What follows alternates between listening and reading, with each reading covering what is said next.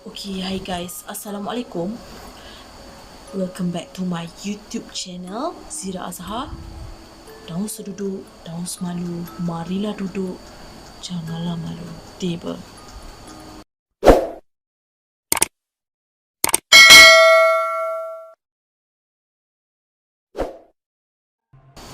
Okay guys, hari ni aku nak cerita sikit kisah seram yang aku pernah lalui selama aku hidup 21 tahun.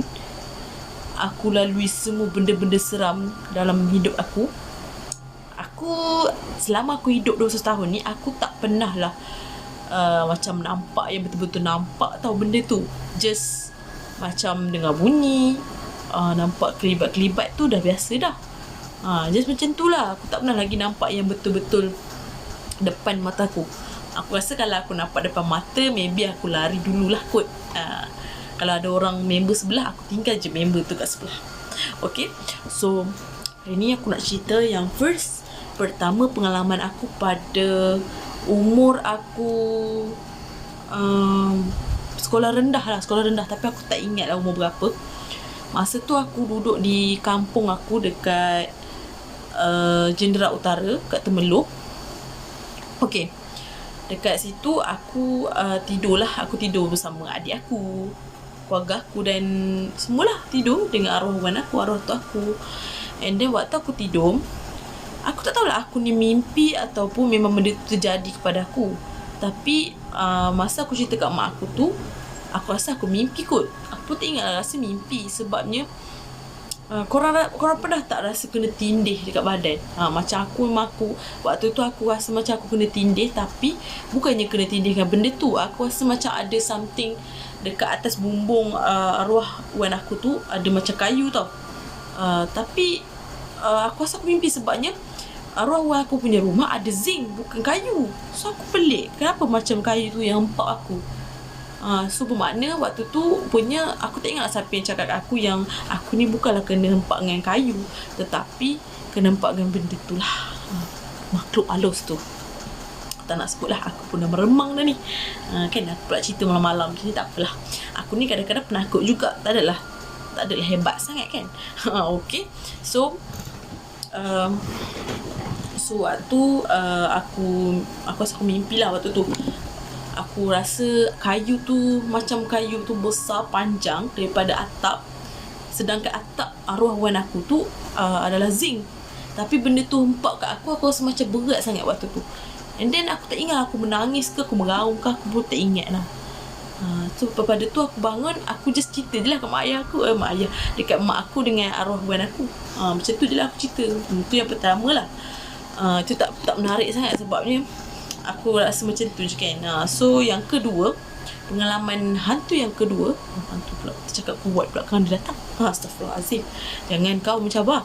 Okay, yang kedua, aku sepanas ni, meremang.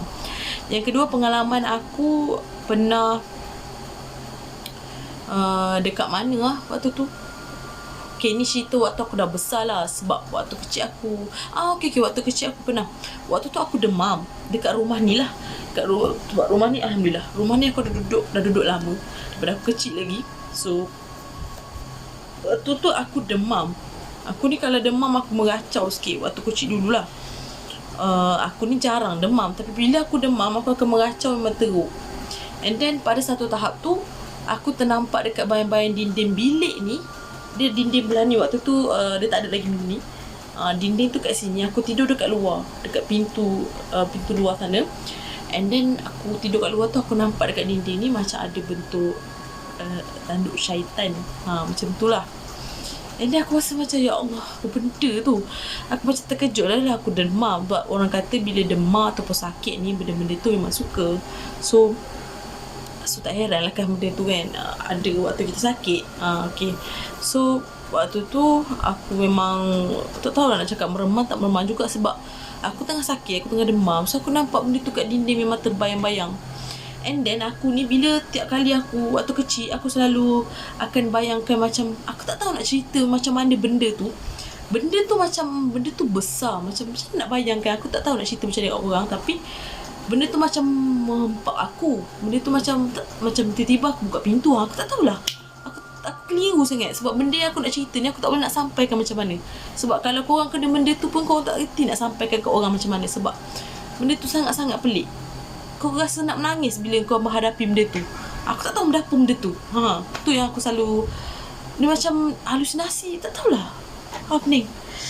Pening. Serius pening. Sebab aku daripada kecil memang aku selalu melalui benda tu. Aku jadi macam, apa benda ni sebab aku nak cerita ke orang, tapi aku tak reti nak cerita dia macam mana. Sebab benda tu bukanlah syaitan ataupun makhluk halus, tapi benda tu macam buatkan aku nangis. Kau faham?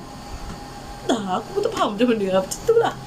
Okay, so yang ketiga, aku dulu waktu aku duduk di rumah sepupu aku tak tahu lah cerita ni betul ke tak, tapi yang aku tahu, yang aku ni sebab waktu aku kecil kan, so macam-macam cerita lah kan.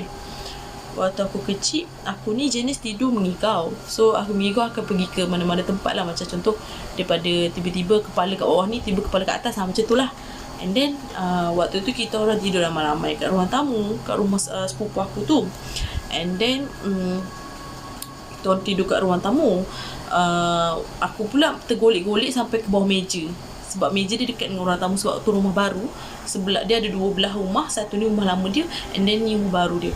Waktu rumah baru tu, aku tidur sampai golek bawah meja. And then aku terbangun. Aku ni mengigau sampai berjalan. Kau faham?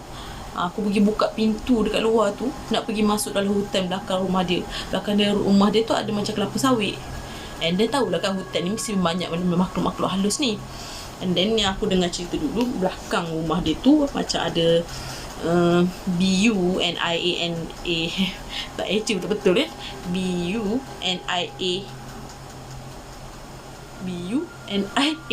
Apa sah aku eja macam tu? Bunyian susah nak eja. Kenapa aku tak kerti eja ni tiba-tiba. Okay, dia benda tu lah kat belakang rumah, kat hutan tu. And then sebab waktu dulu dia pernah jaga satu patung yang sangat-sangat seram lah bagi aku, patung tu. Sebab patung ni macam patung macam ni, tapi patung ni harap-harap tak bergerak lah kan. Patung tu dia jenis yang macam patung keras tu, tahu tak? Yang macam Barbie macam tu kan. And then dia suka conteng-conteng Barbie dia tu. Bila dia suka conteng, orang zaman dulu cakap kalau dia suka conteng tu, benda tu akan jadi hidup, kau tahu. Tapi aku tak tahu lah benda tu betul tak. Aku tak nak percaya. Tapi benda tu terjadi bila dia dah buang patung tu kat belakang rumah dia tu. And then dia datang balik masuk dalam rumah tu. Kau tak pelik ke? Aku memang seram gila lah. Sebabnya benda tu dah buang, and dia masuk balik dalam rumah. Tu yang seram tu. Dia berjalan ke kan? Takkan benda tu bergerak kan? Lepas tu lalas sebabkan benda tu asyik datang je kat rumah balik, dia bakar terus patung tu. Dan pada masa yang sama yang aku cerita tadi, yang aku mengigau tu, aku pergi pula keluar pintu rumah. Buka pintu mengigau. Aku pergi ke belakang rumah, belakang rumah dia tu lah, kat kelapa sawit tu. Lepas ayah aku yang cakap, sebab ayah aku kata dia tengah lepak malam tu kat luar kan. Dia kata dia nampak aku, lepas tu dia biar je aku kat belakang pergi kan. Lelah dia ambil aku sebab tak nak lah jadi apa-apa. Aku tiba-tiba aku kena rasuk kat belakang, mampus kan. Macam tu lah cerita yang ketiga.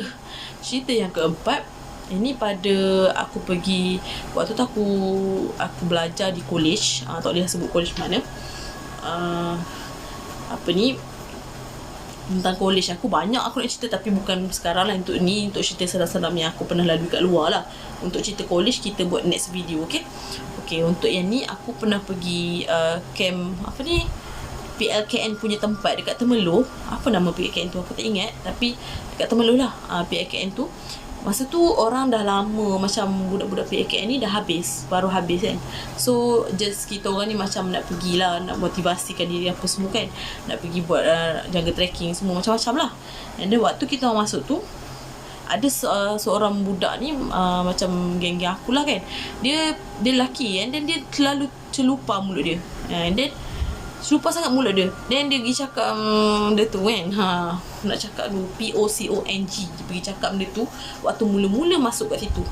And then waktu kita orang masuk tu, macam dekat college aku ni ada jin baik dekat college aku. And then dekat PKN tu pula, yang dia orang cerita, yang orang PKN tu cerita ada jin jahat. So bila kita orang pula mungkin terbawa jin baik tu, aku pun tak tahu.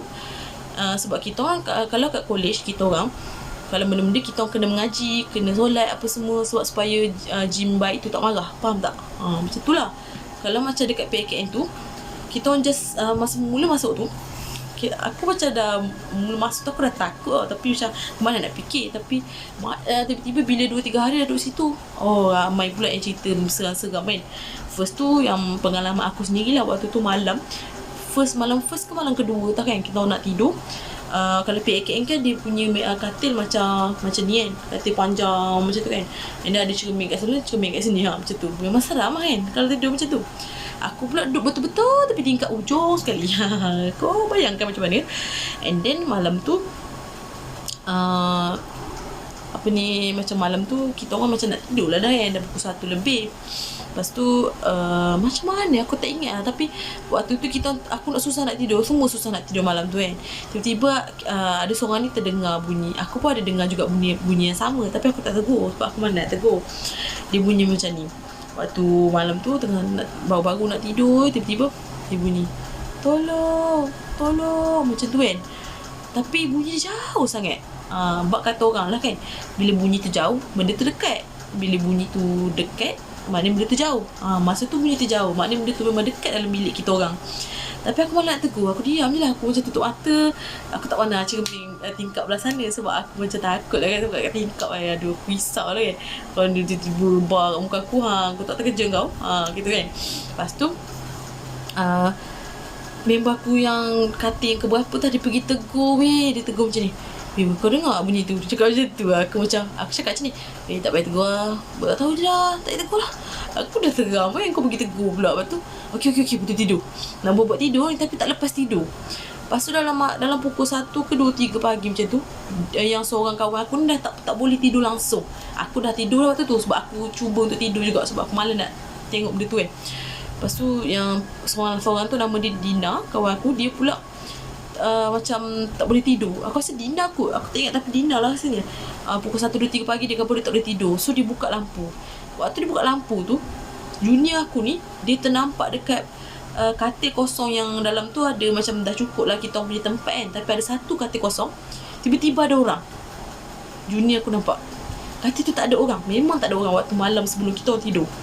Tiba-tiba waktu yang dia buka lampu, terus nampak ada orang kat balik cermin tu. Dia macam, oh my god, kalau aku nampak aku rasa aku lah lari. Sebab dia terkejut. Orang tu tak pernah nampak pun. Sebab ni macam kita orang pun tak familiar siapa tu. Badan dia macam besar-besar kot, macam tu lah. And then waktu tu memang seram lah. Dia orang cerita kat aku kan. Aku tak tahulah sebab tu dia orang yang cerita. Maknanya betul lah waktu malam yang minta tolong tu, memang dia ada dekat dengan kita orang dalam bilik tu sendiri. Oh seram weh, meremang weh, serius. Aku tak boleh cerita PKN ni. Memang PKN ni sebab tempat PKN ni dia marah sebab kita orang mengaji dekat tempat dia. Sebab waktu tu tempat dia kosong, tak ada apa. Orang dah keluar, dah budak-budak PKN dah semua dah keluar. Tiba-tiba kita orang datang kat situ, kita orang mengaji, kita baca Yasin semua, mengaji Al-Mu'. Ada yang seorang kawan junior lelaki aku tu, lelaki junior aku, dia cerita waktu dia tengah baca Yasin wal Quran yakin, tengah baca, tiba-tiba lampu lilak-lilak macam marah lampu tu lilak kan. Dia memang seram gila sebab ada yang seorang tu nampak dekat bahagian tingkap macam kecil macam tu ada POCONG. Yang rasanya yang sebut POCONG tu yang nampak rasanya. Yang masa aku cerita tadi tu, yang mula-mula dia masuk tu dia pergi sebut benda tu. Rasa dia yang nampak. Lepas tu ada yang cerita ada rambut panjang lah dekat katil lelaki. Sedangkan budak PAKN memang akan botak kepala. Pelik kenapa ada rambut panjang kan. Diorang kipas-kipas masih ada rambut. Macam tu lah. Lepas tu aku masih seram bila aku tanya dia orang. Sebab kita orang just tanya lah, ada ke kena kacau ke apa. Sebab kita orang pun kena. Rupanya ada weh. Ada budak lelaki tu dia nampak mendintai dekat bilik air. Oh my god, kau bayangkan macam mendintai macam tu. Oh my god, aku tak boleh. Kalau aku kena, aku lari. Serius, kalau aku kena, aku lari.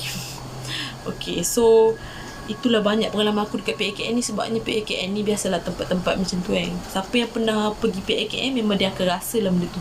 Macam kat Tasik Chini tu ada juga, Tasik Chini sini kan. Banyak-banyak tempat PAKN semuanya majoriti memang lah kan. So aku cuma nak bagi tahu kat sini, kita tak perlu takut sangat, tak perlu berani sangat. Aku pun macam tu, aku buat prinsip aku macam tu sebab aku tak nak bila aku terlalu berlagak, terlalu tak takut, nanti aku pula yang menyesal kan bila kena benda tu. So aku just macam kena tenangkan diri, then kalau benda aku takut, aku senyap je, jangan tegur. Tu je aku prinsip aku, jangan tegur benda tu. Kalau aku tegur, takut aku yang makin takut, faham tak? So kalau korang suka cerita-cerita seram daripada aku akan cerita lagi untuk next video. Lepas ni aku akan cerita yang terjadi di college aku. Tapi korang kena request kat bawah lah, aku boleh cerita. Okay kat korang? Harap video kali ni untuk kisah seram ni best lah untuk korang. Aku tak pandai sangat cerita-cerita seram ni, tapi tak apalah, boleh lah kan, daripada tak ada kan. Sebab aku tak banyak sangat cerita seram, sebab aku ni jarang nampak benda macam tu. Just nak bunyi-bunyi tu biasa dah. Macam tu je lah. So harap korang enjoy dengan video aku. Just aku nak pesan, kalau ada benda-benda macam tu, kenalah hafal ayatul kursi ke apa-apa yang korang boleh baca je. Baca a'udzubillahi minasyaitan pun dah okey dah. InsyaAllah benda tu tak kacau kot. Kita kena cuba kuatkan diri. Aku pun cuba juga. Kalau aku takut pun aku cuba juga. Kadang-kadang aku takut juga kadang kat rumah kita pun kita tak tahu So banyak kalau solat, mengaji semua, aku pun kadang-kadang ada juga buat baik buruk dalam diri kita kan. So kena perbaiki benda tu. Takut bila kita teruk, macam dah, contoh kadang-kadang kita lalai kan. Macam aku pun kadang-kadang lalai, kadang lupa nak solat apa semua, lambatkan solat benda semua. Takut benda tu yang syaitan tu yang suka bila kita buat macam tu. Faham tak? So kalau korang rasa best untuk kisah seram aku kali ni, korang boleh komen je kat bawah. Aku akan cerita seram yang lain pula. Kemudian aku rasa nak cerita pasal college kot lepas ni. Tapi korang ni lah, korang setuju ke tak, korang tulis kat bawah. Okay, setuju ke tak? Okay, so itu saja untuk malam ni. Ciao, Assalamualaikum.